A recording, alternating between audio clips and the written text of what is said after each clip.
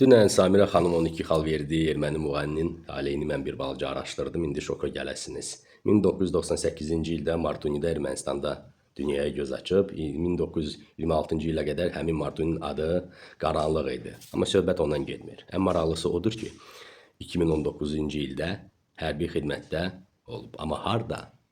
Ermənilər yazırlar ki, Dağlıq Qarabağ Muxtar vilayətində. Doğrudan.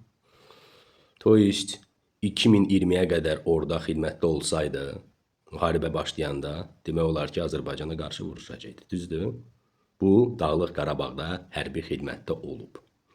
Qayıdandan sonra isə davam edib musiqili karyerasını. Bunu erməni saytları yazır.